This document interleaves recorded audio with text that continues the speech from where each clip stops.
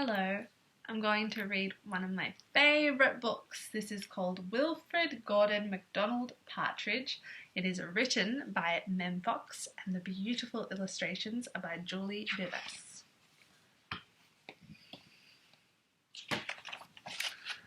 Wilfred McDonald Partridge. There was once a small boy called Wilfred McDonald Partridge. And what's more, he wasn't very old either. His house was next door to an old people's home, and he knew all the people who lived there.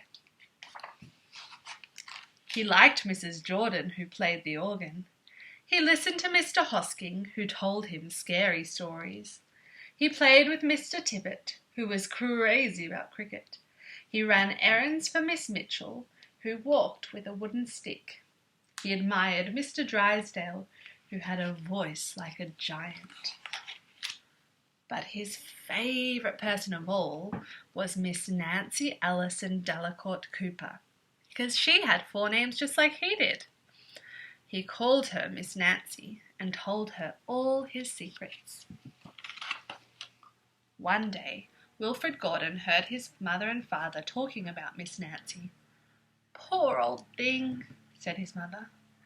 "Why is she a poor old thing?" asked Wilfred Gordon. "Because she's lost her memory," said his father. "It isn't surprising," said his mother. "After all, she is 96. "What's a memory?" asked Wilfred Gordon. He was always asking questions. "It's something you remember," said his father. But Wilfred Gordon wanted to know more, so he called on Mrs. Jordan, who played the organ. "What's a memory?" he asked. "Something warm, my child, something warm." He called on Mr. Hosking, who told him scary stories. "What's a memory?" he asked. "Something from long ago, me lad, something from long ago." He called on Mr. Tippet, who was crazy about cricket. "What's a memory?" he asked. "Something that makes you cry, my boy, something that makes you cry." And he called on Mrs. Mitchell, who walked with a wooden stick. "What's a memory?" he asked. "Something that makes you laugh, my darling, something that makes you laugh." He called on Mr. Drysdale, who had a voice like a giant. "What's a memory?" he asked. "Something as precious as gold, young man, something as precious as gold." So Wilfred Gordon went home to look for memories for Miss Nancy because she had lost her own.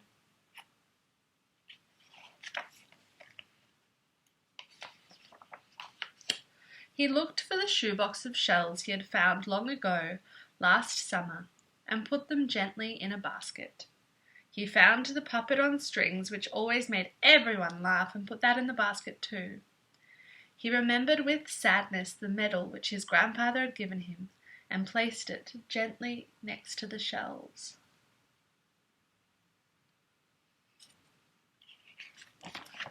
Next, he found his football, which was as precious as gold, and last of all, on his way to Mrs. Nancy's, he went to the hen house and took a fresh, warm egg from under a hen.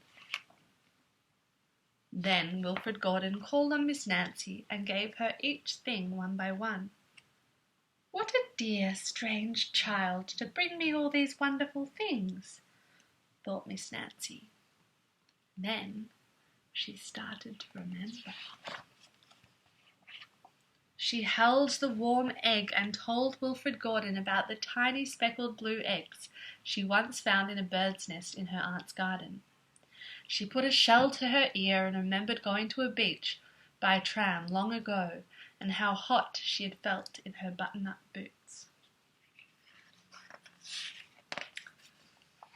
She touched the brown medal and talked sadly of the big brother she had loved who had gone to war and never returned.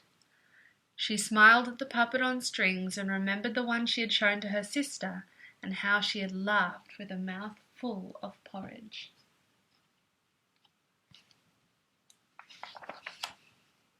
She bounced the football to Wilfred Gordon and remembered the day she had met him and all the secrets they had told. And the two of them smiled and smiled because Miss Nancy's memory had been found again by a small boy who wasn't very old either.